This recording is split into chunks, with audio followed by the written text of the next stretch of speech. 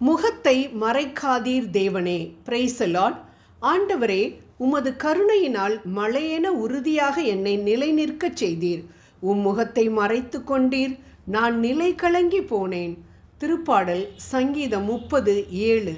இந்த திருப்பாடலை எழுதிய தாவீது, சிங்கம் எனக்கு எதிராக வந்த பொழுதோ, கோலியாத்திற்கு எதிராக நான் நின்ற பொழுதோ, சவுல் என் மீது ஈட்டியை எறிந்த பொழுதோ நான் சிறிதும் கலங்கவில்லை, தைரியமாக நின்றேன். ஆனால் இப்பொழுதோ நான் நிலை கலங்கி போனேன். ஏன்னா நீங்கள் உங்கள் முகத்தை என்கிட்டருந்து மறைச்சிட்டீங்களே ஆண்டவரே, இதை என்னால் தாங்கிக் கொள்ளவே முடியவில்லை என்று தாவீது சொல்வதை நாம் இங்கு பார்க்கின்றோம். ஏன் ஆண்டவர் தம் முகத்தை நமக்கு மறைக்கின்றார்?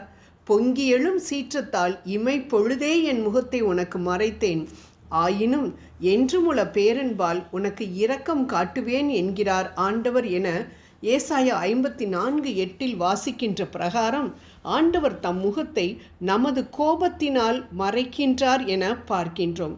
ஏன் கோபப்படுகின்றார்? நமது செயல்கள் பொல்லாதவைகளாக இருப்பதால். நாம் என்னதான் ஆண்டவரே ஆண்டவரே, நீரே என் தேவன், நீர் நல்லவர், நீர் வல்லவர், அதிசயமானவர், அற்புதமானவர் என்றெல்லாம் சொல்லி அவரை நாம் துதித்தாலும், ஆலயம்தான் என் வீடு என்று ஆலயத்திலேயே தங்கியிருந்தாலும், செவ்வாய் வெள்ளி விரதம் இருந்தாலும், நமது செயல்கள் ஆண்டவரின் பார்வையில் உகந்ததாக இல்லாவிட்டால் அவர் தம் முகத்தை நிச்சயம் நம்மிடந்து மறைக்கத்தான் செய்வார்.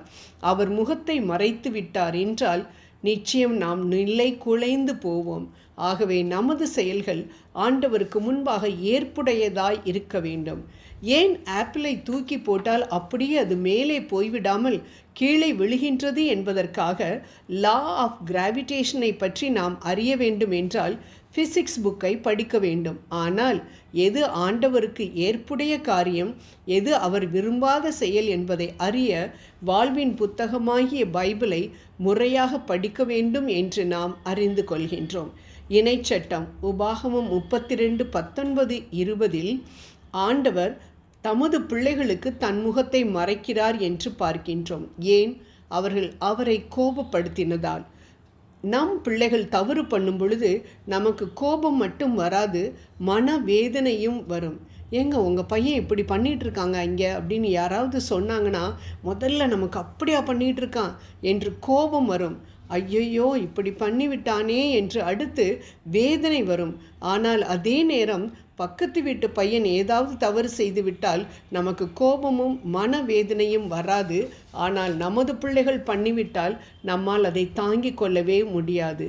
ஆம், இதை பார்க்கும் அவனுடைய பிள்ளை தனது தகப்பன் மேல் உண்மையான அன்புள்ளவனாய் இருந்தால் அடுத்து அந்த தவறை அவன் செய்ய மாட்டான். அதே போல்தான் அன்பானவர்களே, நாமும் ஏதாவது தவறு செய்தோம் என்றால் நமது காரியத்தினால் நமக்கு ஆண்டவர் தண்டனை கொடுப்பார் என்று பயப்படுவதை விட்டுவிட்டு, என் தவறினால் என்னை பார்த்து பார்த்து உருவாக்கின விண்ணகத்தின் தேவனுக்கு மடிவை, அதாவது மனவேதனையை நான் உண்டு பண்ணிவிட்டேனே என்று நான் மனம் வருந்தினால் இமைப்பொழுது நம்மை கைவிட்டாலும் என்றுமுள்ள பேரன்பால் நமக்கு இரக்கம் காட்டுவார் என்பதில் சந்தேகமே இல்லை. பரிசுத்தர் பரிசுத்தர் என கோடான கோடி தூதர்கள் அவரை வாழ்த்தி கொண்டிருக்கின்றார்கள். அப்படிப்பட்ட உன்னதமான தேவனுக்கு, துதிக்கு பாத்திரருக்கு நம்மை நினைக்க வேண்டும் என்ற அவசியமே இல்லை.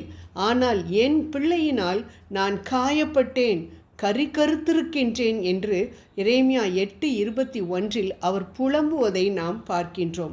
ஆகவே நாம் தவறுகள் செய்யும் பொழுது நம் தவறுகள் நம்மை உண்டாக்கின நம் தேவனை காயப்படுத்துகின்றன என மட்டும் நினைத்தால் போதும், அவரது கோபாக்கினைக்கு எளிதாக தப்பித்து கொள்ள முடியும். ஜெபம் செய்வோம். அன்பின் தேவனே, உம்முகத்தை நீர் எம்மிடமிருந்து மறைத்தால் எங்கேப்பா நாங்கள் போவோம்?